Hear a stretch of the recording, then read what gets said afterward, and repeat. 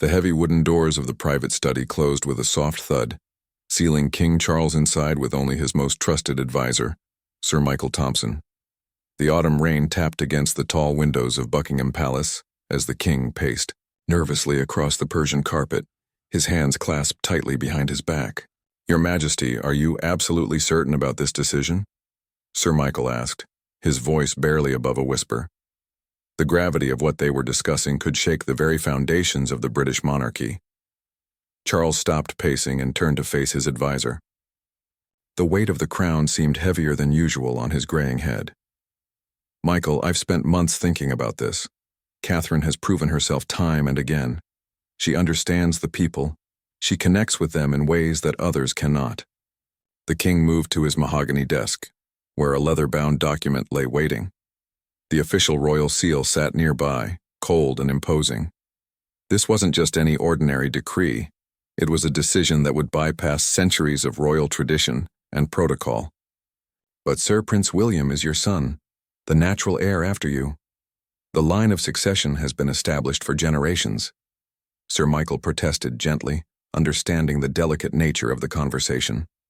Charles picked up his fountain pen, the same one his mother had used to sign important documents during her long reign. "William is a good man, but he lacks the vision needed for our changing world. Catherine sees what I see, a monarchy that must evolve or risk becoming irrelevant." The rain grew heavier outside, creating a drumming sound that filled the silence between the two men. Charles thought about his daughter-in-law, how she had handled every royal duty with grace and intelligence. Unlike others in the family, Catherine never sought the spotlight for personal gain. She worked tirelessly for charities, connected genuinely with people from all walks of life, and had a natural understanding of modern communication and social issues. "The public adores her," Charles continued, his voice growing stronger with conviction. "When she speaks about mental health, about children's welfare, about supporting families, people listen. They trust her in a way they haven't trusted the royal family in decades." Sir Michael shifted uncomfortably in his chair. "Your Majesty, the constitutional implications of this decision are enormous. Parliament, the Archbishop, the Commonwealth realms, they all expect the traditional line of succession to be followed." Charles sat down at his desk, his fingers tracing the edge of the decree. "That's exactly why this must remain private for now. Catherine needs time to prepare, and we need to carefully plan how to present this to the world when the time comes." The king remembered the conversation he'd had with Catherine just 2 weeks earlier. She had been shocked, even tried to refuse the honor. But he had seen something in her eyes, a recognition of the responsibility and a quiet determination to serve. Unlike the scandals and controversies that had plagued other family members, Catherine had maintained a spotless reputation while bringing a fresh perspective to royal duties. "Think about it, Michael," Charles said, leaning forward. "Catherine connects with young mothers, with working families, with people struggling in today's economy. She understands technology, social media, the modern world in ways that traditional royalty simply doesn't." Sir Michael nodded slowly, beginning to understand the king's reasoning. "And Prince William? How does he feel about this?"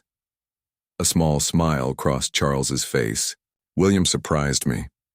He agrees completely. He told me that Catherine would make a better monarch than he ever could. He's always said he never wanted the throne anyway. He'd rather focus on his environmental work and raising his children away from the intense scrutiny of being the heir." The clock on the mantelpiece chimed 10 o'clock, its sound echoing through the room. Charles picked up his pen again, hovering it over the signature line.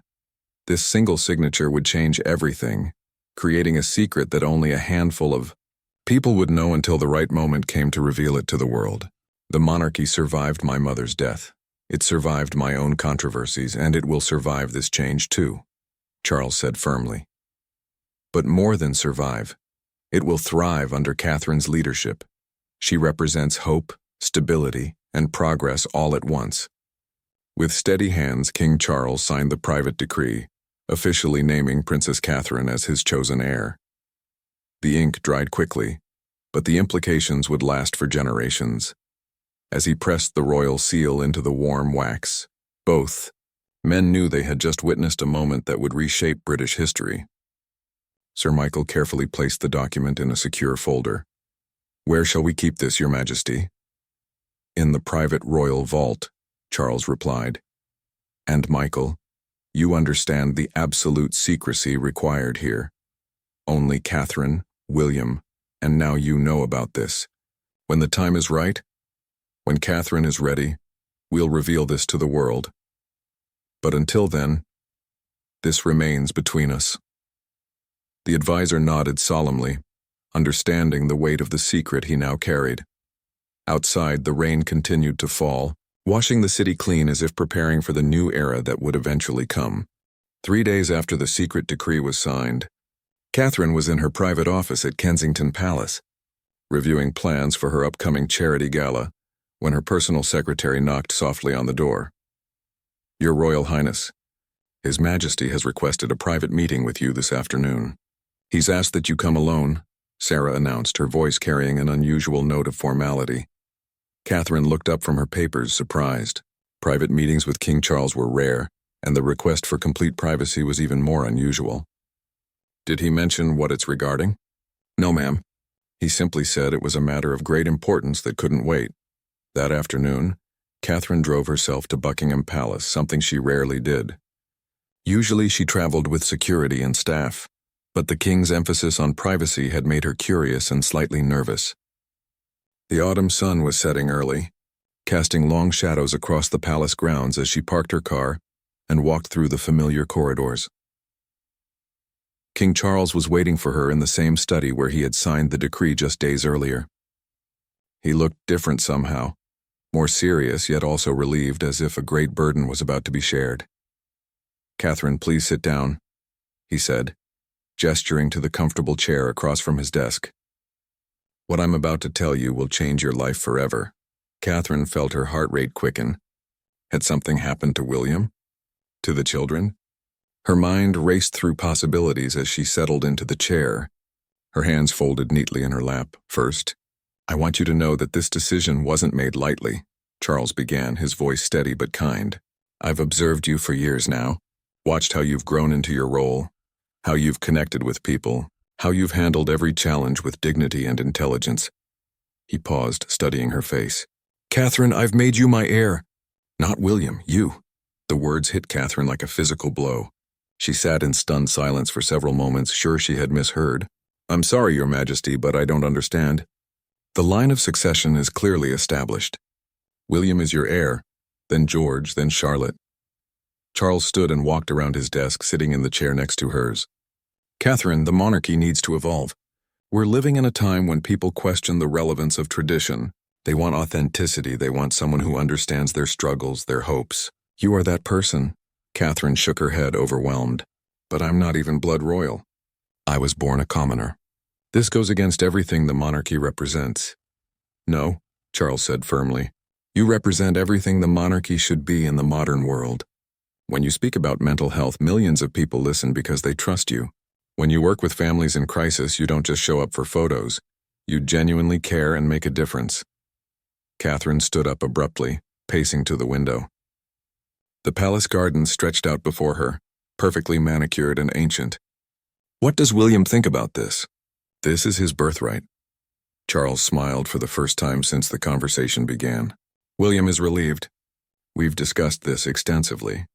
He's always felt the weight of the crown was more of a burden than an honor. He wants to focus on his environmental work, on being present for his children, on making a difference without the constant scrutiny of being the heir.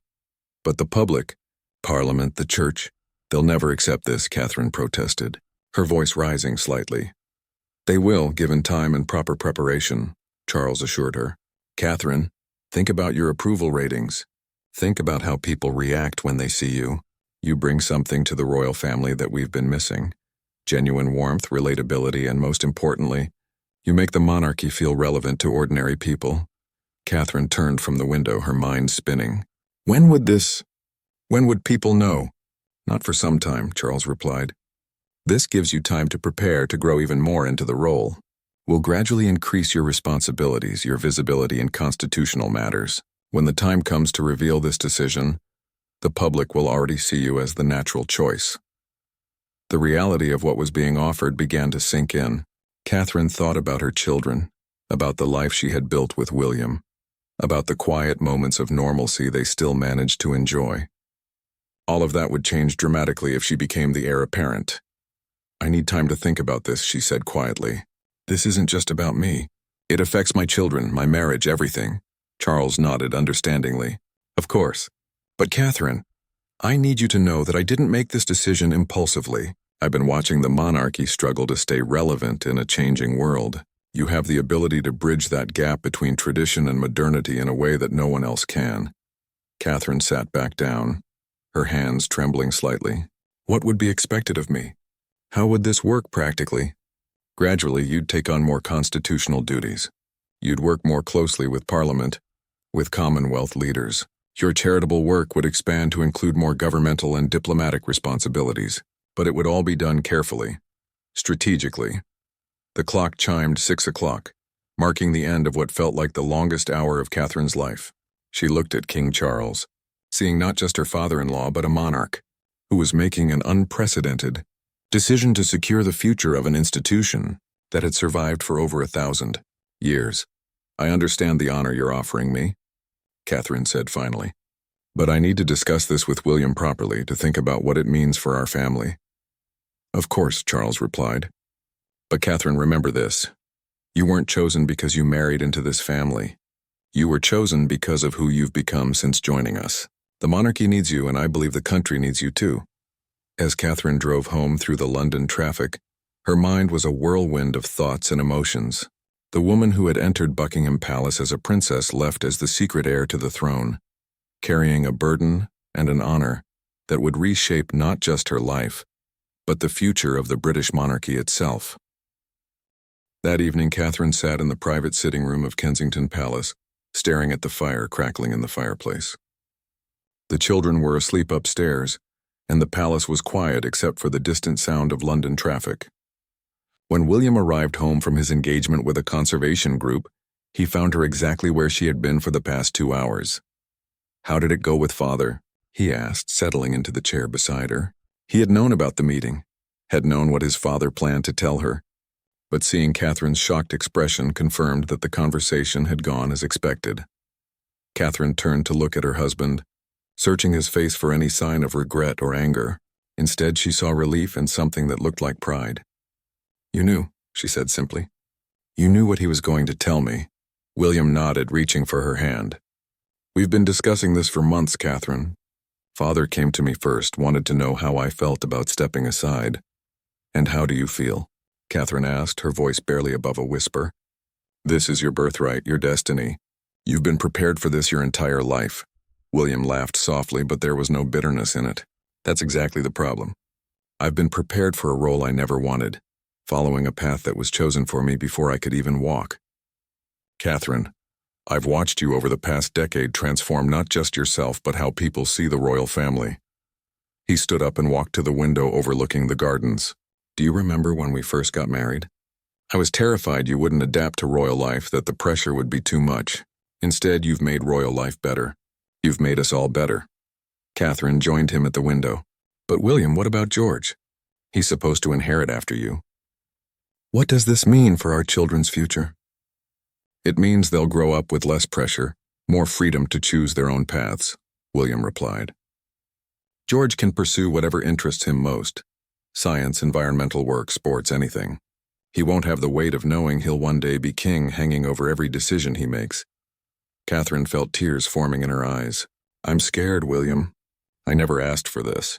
I married you because I loved you, not because I wanted to be queen." William turned to face her, placing his hands gently on her shoulders. "And that's exactly why you're perfect for this role. You didn't seek power or position. Everything you've accomplished, every connection you've made with people, has been genuine. The public trusts you because you've never tried to manipulate or use them. But what about us?" Catherine asked. "What about our marriage, our family life? If I become the heir, everything changes. The scrutiny, the pressure, the expectations. It will be overwhelming." William smiled, the same warm smile that had made her fall in love with him years ago. "Catherine, we've already survived the most intense media attention imaginable. Our wedding, The birth of our children, every public appearance, we've handled it all together. This won't change that we're a team. Catherine walked back to the fireplace, trying to process everything. Your father said this will happen gradually, that the public won't know for some time. That's right, William confirmed. It gives you time to grow into the constitutional aspects of the role. You're already beloved by the public. Now you just need to show them you can handle the governmental side of being monarch. What will your role be in all this? Catherine asked. If I'm the heir, where does that leave you? William's face lit up with genuine excitement, free to focus on what I'm truly passionate about. Environmental conservation, climate change, mental health advocacy. I can throw myself into these causes without worrying about constitutional restrictions or conflicting with royal duties. Catherine sat back down, her mind racing. The palace staff, the other royals' parliament, how will they react when they find out? Some will be shocked, others will understand, William said honestly. But Catherine, think about your approval ratings compared to the rest of the family. Think about how people respond when you speak about issues they care about. The public will support this decision once they understand the reasoning behind it. Catherine thought about her recent engagements, visiting food banks, speaking with young mothers about mental health, meeting with teachers about early childhood development. In each case, she had felt a genuine connection with the people she met, a sense that she was making a real difference in their lives. What about the Commonwealth? The other realms where Charles is king? She asked. They'll follow Britain's lead, William replied. And honestly, many of them have been looking for ways to modernize their relationship with the monarchy. Having someone like you as the future queen might actually strengthen those relationships. William sat down beside her again, taking her hands in his. Catherine, I've spent my entire life knowing that one day I would be king. It's shaped every decision I've ever made, every relationship I've formed, every path I've considered. I don't want that for our children, and I don't want it for myself anymore. Catherine looked into her husband's eyes, seeing nothing but sincerity and love. Are you absolutely certain about this? Because once this becomes public, there's no going back. I've never been more certain of anything in my life, William said firmly. Catherine, you have something that can't be taught or inherited. You have the ability to make people feel heard and understood. That's exactly what the monarchy needs to survive in the modern world. They sat in comfortable silence for several minutes, both contemplating the magnitude of what lay ahead. Finally, Catherine spoke. If I agree to this, I want your promise that we'll protect our children's privacy as much as possible. They didn't choose this life any more than you did. Absolutely, William agreed. In fact, this might give them more privacy. As the children of the monarch's consort rather than the heir, they'll have more freedom to live normal lives. Catherine took a deep breath, feeling the weight of the decision settling on her shoulders. I need more time to think about this, to understand what it really means. Of course, William said. But Catherine, whatever you decide, I'll support you completely. If you choose to accept this responsibility, I'll be right beside you every step of the way. And if you decide it's too much, we'll find a way to manage that too. As they prepared for bed that night, Catherine realized that her conversation with William had answered one of her biggest concerns. She wouldn't be facing this alone. She would have the support of the man who knew her better than anyone else, who had seen her at her strongest and most vulnerable moments, and who believed in her ability to lead even more than she believed in herself. 2 weeks after the shocking revelation, Catherine found herself in a private conference room deep within Buckingham Palace, a place most staff members never entered. Around the oval mahogany table sat some of the most powerful and discreet advisors in the British government, people whose job it was to prepare future monarchs for their constitutional duties. Michael Thompson sat at the head of the table, opening a thick folder marked Strictly Confidential. Beside him was Margaret Lawson, the palace's constitutional expert, and David Harrison, a former Prime Minister's private secretary who specialized in Crown Parliament relations. Your Royal Highness, Sir Michael began, what we're about to discuss must remain absolutely confidential. Today marks the beginning of your preparation for duties that go far beyond your current role. Catherine nodded, her notebook and pen ready. Over the past 2 weeks, she had made her decision. After long conversations with William, sleepless nights considering the implications and careful observation of her own feelings during public engagements, she had realized that King Charles was right. She did have a unique connection with people, and she could use that connection to strengthen the monarchy's relevance in modern Britain. "Let's begin with the constitutional framework," Margaret Lawson said, pulling out a series of charts and documents. "As heir to the throne, you'll eventually become the constitutional head of state for the United Kingdom and 15 Commonwealth realms. This means you'll work closely with the governments of Canada, Australia, New Zealand, and 12 other nations." Catherine absorbed this information, taking careful notes. "How often does the monarch interact with these governments directly?" "More than most people realize," David Harrison replied. "You'll have weekly meetings with the British Prime Minister, regular communications with Commonwealth leaders, and constitutional duties that require your approval for legislation and government appointments." Over the following weeks, Catherine's schedule began to change subtly. Between her regular royal engagements, she started attending briefings that few people knew about. She learned about the monarchy's role in the legislative process, how royal assent worked, and the delicate balance between ceremonial duties and actual constitutional power. The key is understanding that while your role is largely ceremonial, it's also crucial for governmental stability, Margaret explained during one particularly intense session. The monarch serves as a neutral point above party politics, someone who can provide continuity when governments change. Catherine found these sessions fascinating but overwhelming. "I understand the theory," she said during one meeting. "But how does this work in practice? How does the monarch actually influence government policy?" Sir Michael smiled. "Through what we call soft power. Your opinions carry weight because of your position, but more importantly, because of public trust. When you speak about social issues, people listen. When you meet with world leaders, your words matter because you represent stability and continuity." As autumn turned to winter, Catherine's education expanded beyond constitutional matters. She began receiving briefings from the Foreign Office about international relations, learning about Britain's relationships with countries around the world. She studied economic reports, understanding how the monarch's role intersected with trade, diplomacy, and international cooperation. "This is far more complex than I ever imagined," Catherine confided to William one evening, after a particularly challenging session about Commonwealth relations. "I thought being royal meant cutting ribbons and visiting hospitals." William laughed, remembering his own education years earlier. "That's what the public sees, but there's so much more happening behind the scenes. Father spends hours every day reading government papers, meeting with officials, staying informed about everything happening in the country." Catherine's charitable work began to evolve as well. Instead of simply supporting causes she cared about, she started to understand how her royal platform could influence government policy and social change. Her mental health advocacy expanded to include meetings with health ministers. Her work with early childhood development began to influence government education policy. "Your Royal Highness is showing remarkable aptitude for this role," Sir Michael told King Charles during one of their private meetings. "She asks insightful questions, grasps complex issues quickly, and most importantly, she's developing her own perspective on how the monarchy should engage with modern challenges." King Charles felt a sense of validation for his decision. "How is she handling the pressure?" "Better than expected," Sir Michael replied. "She's naturally diplomatic but isn't afraid to ask tough questions." Yesterday, she challenged a Foreign Office briefing about trade relations with emerging economies.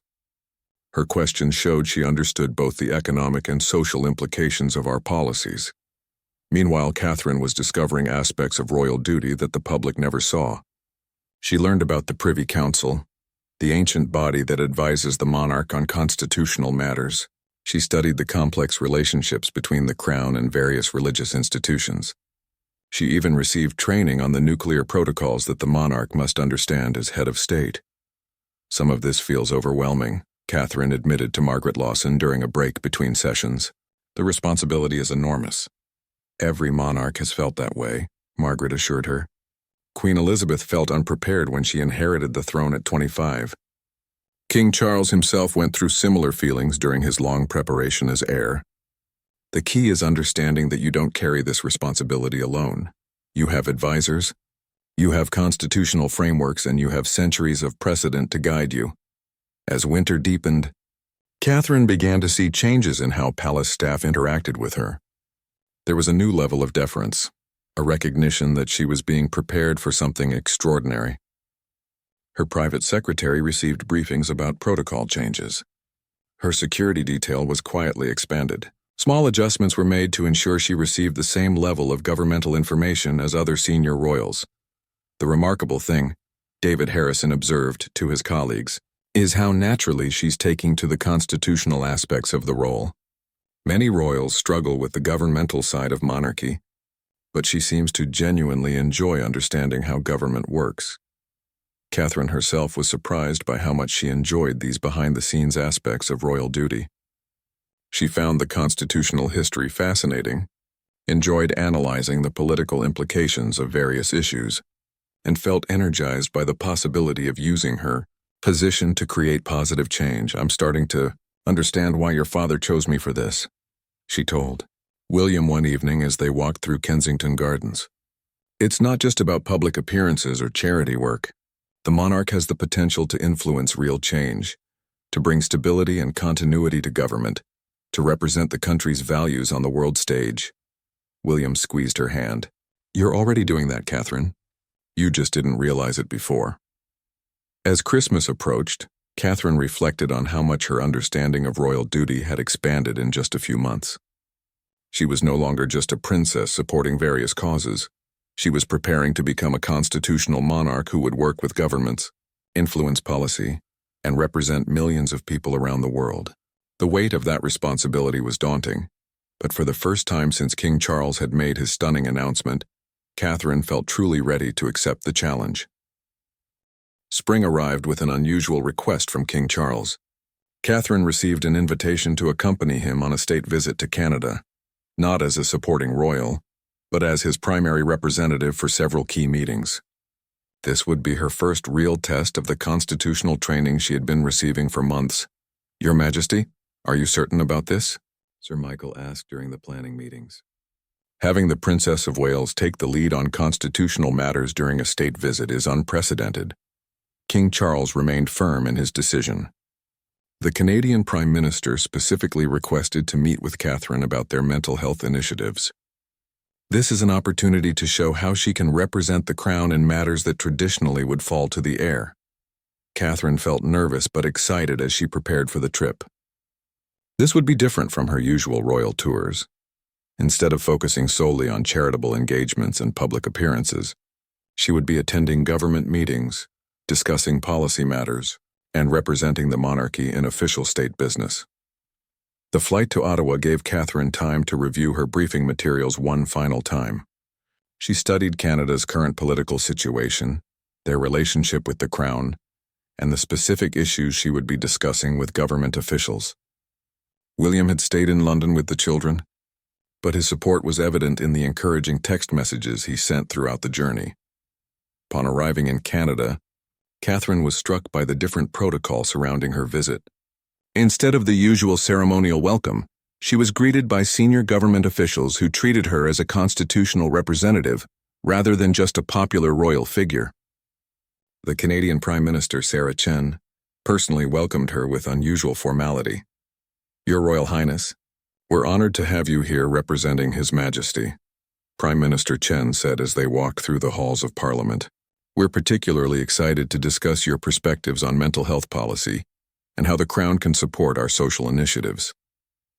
Catherine's first meeting was with the Canadian Cabinet, discussing the Commonwealth's approach to mental health services. As she sat around the large conference table, Catherine realized this was exactly the kind of engagement King Charles had envisioned, using her expertise and public platform to influence real policy discussions between Commonwealth nations. Our research shows that royal advocacy significantly impacts public awareness of mental health issues, Health Minister David Walsh explained. "When Your Royal Highness speaks about these topics, we see measurable increases in people seeking help." Catherine leaned forward, engaging directly with the policy implications. "What we've learned in the UK is that reducing stigma requires sustained coordinated effort between government, healthcare providers, and public figures. How could we create a Commonwealth-wide approach to these challenges?" The Canadian officials exchanged glances, clearly impressed by Catherine's substantive understanding of the issues. This wasn't just a royal offering general support. This was someone who understood policy details and could contribute meaningfully to governmental discussions. Over the following days, Catherine's schedule included meetings that would typically be reserved for the heir to the throne. She met with the Governor-General to discuss constitutional matters, attended a session of Parliament where she was briefed on Canada's legislative priorities, and held discussions with provincial leaders about federal-provincial cooperation. Your Royal Highness has shown remarkable grasp of these complex issues, the Governor-General, Elizabeth Morrison, commented privately. The level of constitutional understanding she's demonstrated is typically seen only in senior members of the royal family who have been preparing for these roles for decades. Catherine's public engagements during the visit also had a different quality. While she still visited hospitals, schools, and community organizations, these visits were now connected to broader policy discussions. Her conversation with mental health advocates at a Toronto clinic directly informed her later, meeting with government ministers about healthcare, funding. There's something different about the Princess of Wales on this visit, observed Jennifer Walsh, a veteran royal correspondent.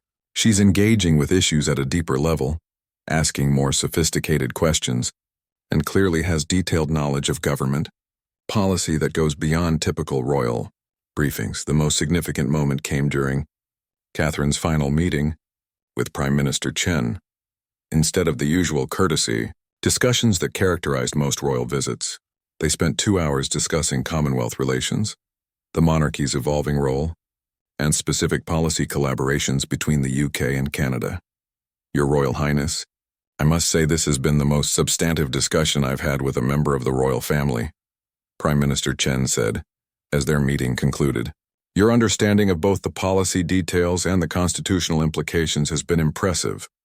Catherine felt a surge of confidence. Prime Minister, I believe the monarchy's relevance in the modern world depends on our ability to contribute meaningfully to the issues that matter to our people. Traditional ceremonial roles aren't enough anymore. The Canadian media coverage of Catherine's visit was notably different from typical royal tour reporting. Instead of focusing primarily on her fashion choices and public appearances, newspapers and television programs analyzed her policy discussions, her constitutional meetings, and her demonstrated knowledge of governmental affairs. The Princess of Wales appears to be taking on expanded constitutional duties, reported the CBC's royal correspondent. Her meetings with senior government officials, her detailed policy discussions, and her apparent preparation for these governmental roles suggest a significant evolution in her royal responsibilities. Back in London, King Charles and Sir Michael watched the coverage with satisfaction. The Canadian response has been overwhelmingly positive, Sir Michael reported.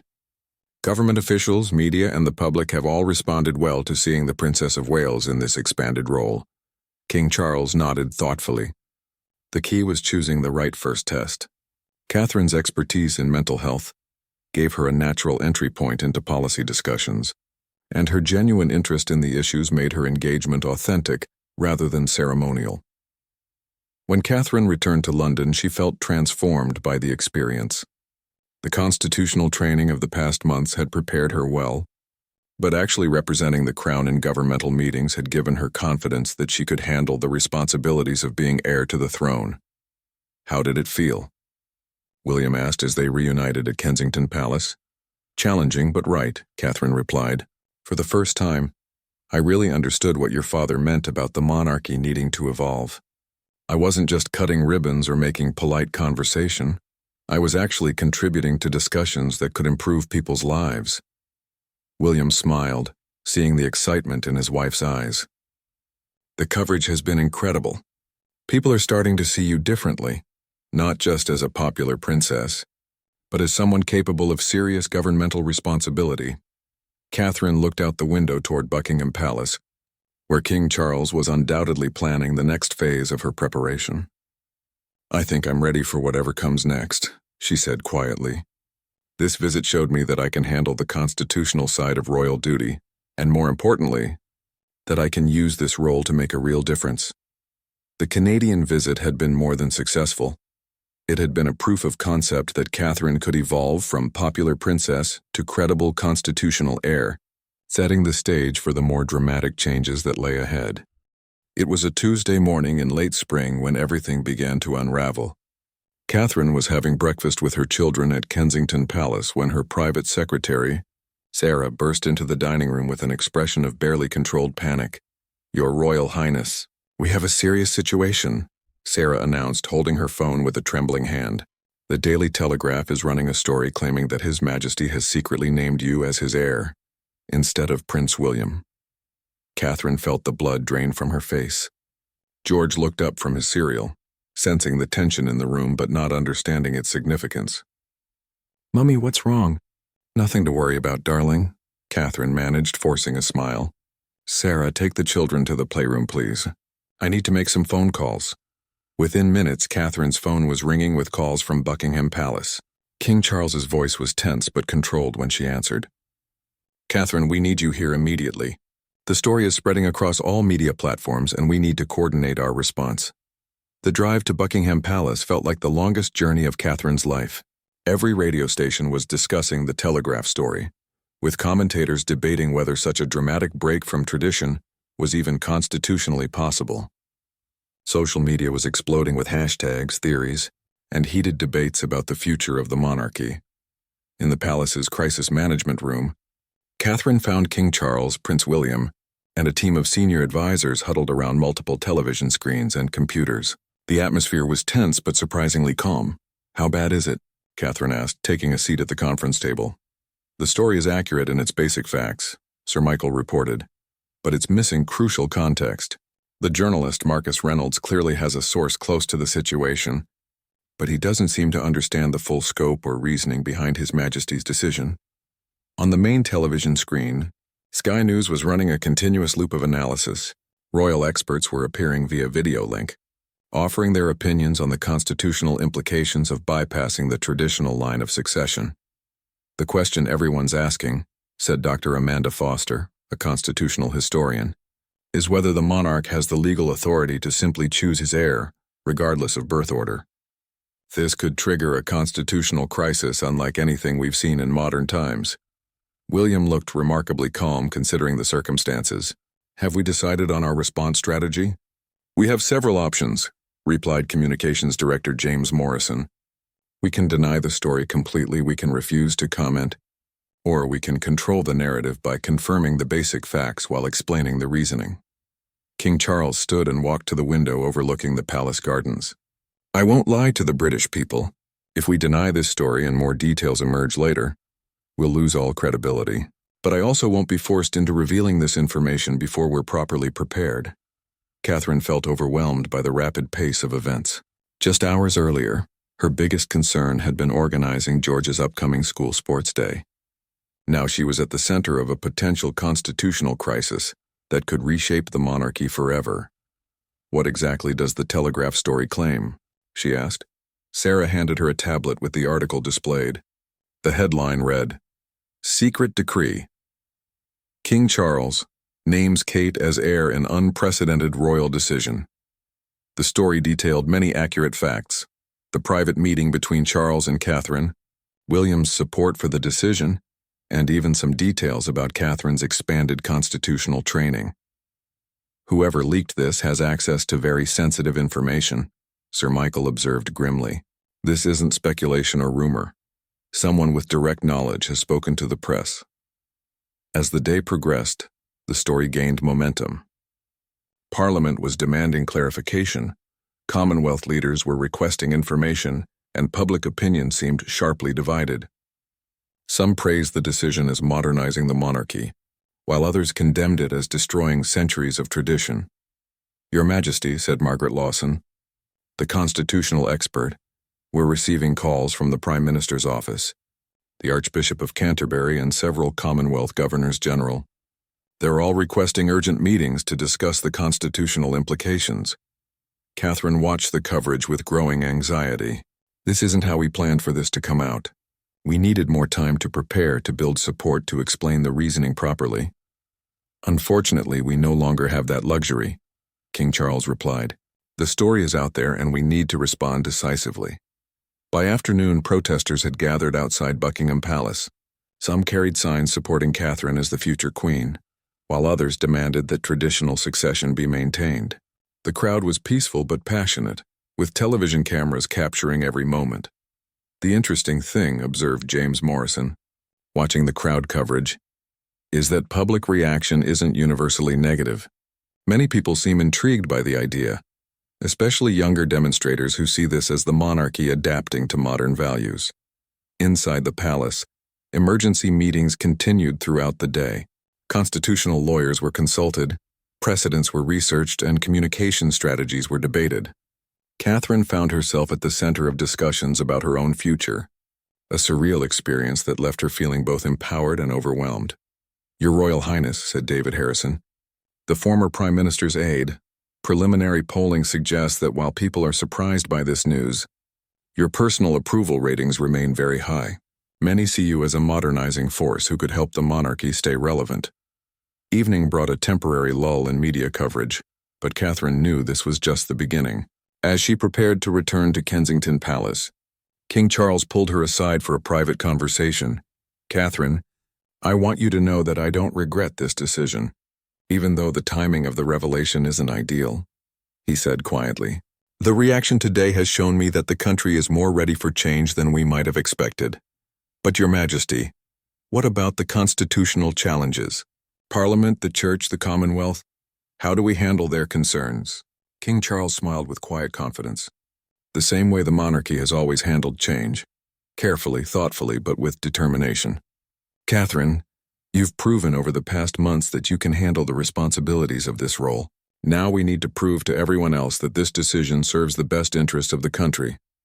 As Catherine drove home through London that evening, she passed newsagents with evening papers featuring her photograph on every front page. The headlines ranged from supportive, "The People's Queen," to skeptical, "Constitutional Crisis." But all acknowledged that the British monarchy was entering uncharted territory. At Kensington Palace, William was waiting with a bottle of wine and a sympathetic smile. "How was your first day as the most talked-about person in Britain?" Catherine laughed despite everything. "Terrifying, exhausting, and strangely liberating all at once. There's no going back now, is there?" "No," William agreed, pouring 2 glasses of wine. "But Catherine, did you see the crowds today? A lot of people are excited about this change. They see you as someone who represents their hopes for a more modern, accessible monarchy." Catherine raised her glass, looking toward an uncertain but exciting future. "Well then, I suppose we'd better make sure we don't disappoint them." The secret was out and there was no turning back. The next phase of this unprecedented royal transition was about to begin. 3 weeks after the leak, Buckingham Palace was bustling with unprecedented activity. Television crews from around the world had gathered in the palace courtyard. Constitutional experts were providing commentary from every major news network, and the entire British government was preparing for what many were calling the most significant royal announcement in decades.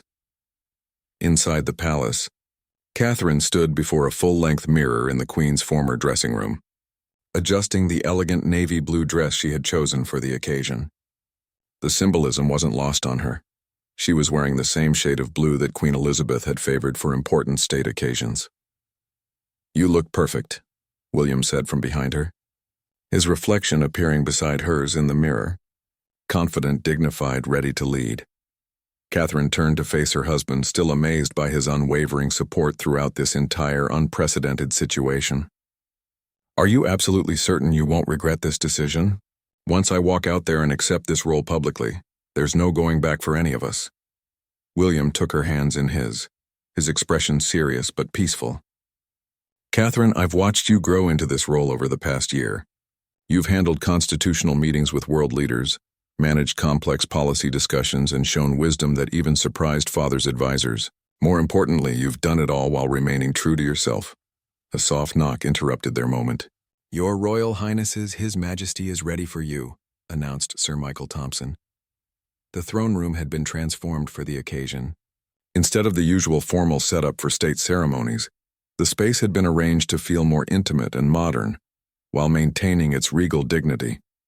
King Charles stood near the throne, not on it, wearing his military dress uniform but looking more like a father than a monarch.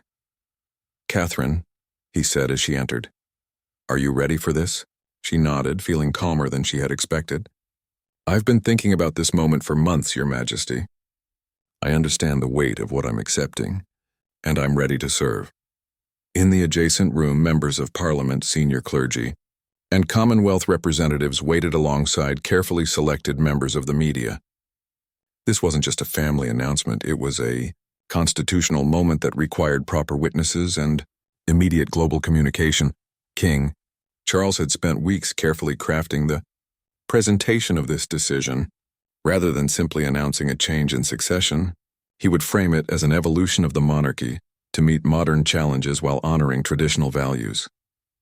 "Ladies and gentlemen," Sir Michael announced as the assembled group took their seats, His Majesty the King, their Royal Highnesses the Prince and Princess of Wales. King Charles entered first, followed by William and Catherine walking side by side. The visual was powerful. 3 generations united in purpose, presenting a monarchy that was both continuous and changing. "My lords, ladies and gentlemen," King Charles began, his voice carrying the authority of centuries of royal tradition. "Today I address you about the future of our monarchy and our nation. Throughout our history, the crown has endured because it has been willing to adapt to serve the changing needs of our people." He paused, allowing the weight of his words to settle across the room. Television cameras captured every expression, every gesture, knowing that billions of people around the world were watching this moment. After careful consideration, consultation with constitutional experts, and deep reflection on the needs of our modern Commonwealth, I have made a decision that breaks with convention, but serves the best interests of our nations. Catherine felt her heart rate increase, but her outward composure remained steady. Years of royal training had prepared her for moments like this, though none quite as significant. I have designated Her Royal Highness the Princess of Wales as my chosen heir, bypassing the traditional line of succession in favor of the person best equipped to lead our monarchy into the future. The room remained silent, but Catherine could see the mixture of surprise, admiration, and calculation in the faces of the assembled officials. Some had suspected this announcement since the leak, but hearing it stated officially still carried tremendous impact. "This decision was not made lightly," King Charles continued. "Over the past decade, the Princess of Wales has demonstrated exceptional understanding of constitutional duties, remarkable connection with our people, and the vision necessary to maintain the monarchy's relevance in a rapidly changing world." William stepped forward slightly, signaling his turn to speak. "I stand here today not as someone who has been passed over, but as someone who wholeheartedly supports this decision. My wife has shown qualities of leadership, empathy, and dedication that make her uniquely qualified for this role.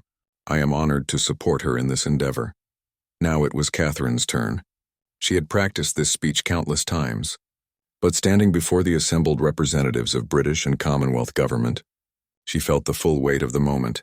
"Your Majesty, my lords, ladies and gentlemen," she began, her voice clear and strong, "I accept this responsibility with humility, determination, and a deep commitment to serving the people of the United Kingdom and the Commonwealth realms." She paused, looking directly into the main television camera, speaking not just to the officials in the room but to millions of people watching around the world. "I understand that this decision challenges traditional expectations, but I believe that tradition is strongest when it evolves to meet the needs of each generation. I pledge to honor the constitutional role of the monarchy while working to ensure that our institution remains relevant, accessible, and meaningful to all our people." Catherine's speech continued for several more minutes, outlining her vision for a modernized monarchy that maintained constitutional tradition while embracing social progress, technological advancement, and global cooperation. "The monarchy has survived and thrived for over 1,000 years because it has been willing to change when change was needed," she concluded. "Today marks another chapter in that long history of adaptation and service." After the formal announcement, there was a brief question period with selected journalists. The questions were predictable but important: constitutional legality, Commonwealth acceptance, public support, and practical implementation. "Your Majesty," asked Sarah Williams from the BBC, "what constitutional authority allows for this change in succession?" King Charles had anticipated this question. The monarch's prerogative to designate their successor has historical precedent, though it has rarely been exercised. Constitutional lawyers have confirmed that this decision is legally sound. and we have received support from Commonwealth governments. Your Royal Highness, another journalist addressed Catherine, how do you respond to critics who say you lack the birthright for this role? Catherine had prepared for this question as well. I believe that effective leadership comes not from the circumstances of one's birth, but from one's character, preparation, and commitment to service. I have spent the past decade preparing for royal responsibilities, and I will continue that preparation as I take on expanded duties. The announcement concluded with King Charles, William and Catherine posing for official photographs that would mark this historic moment. The images showed a united royal family presenting a vision of the monarchy's future that was both revolutionary and reassuring. Within hours, the announcement was dominating global news coverage. Public opinion polls showed surprising support for the decision, particularly among younger demographics who saw Catherine as a relatable, modern figure who could bridge traditional monarchy with contemporary values. That evening, as Catherine and William returned to Kensington Palace, they found crowds of well-wishers gathered outside the gates. Signs reading "Long live Queen Catherine" and "The People's Choice" showed that public reaction was far more positive than anyone had dared hope. How do you feel? William asked as they waved to the crowd from their car. Catherine smiled, feeling a sense of purpose and determination she had never experienced before. Like I'm exactly where I'm supposed to be. Like this is what I was meant to do. The unprecedented decision had been announced, accepted by constitutional authorities, and embraced by much of the public. Catherine's journey from commoner to future queen was now official, marking the beginning of a new era for the British monarchy and setting a precedent that would influence royal families around the world for generations to come. The woman who had once worried about fitting into royal life was now preparing to reshape it entirely, with the full support of the man who had given up his birthright and the monarch who had chosen the future over tradition.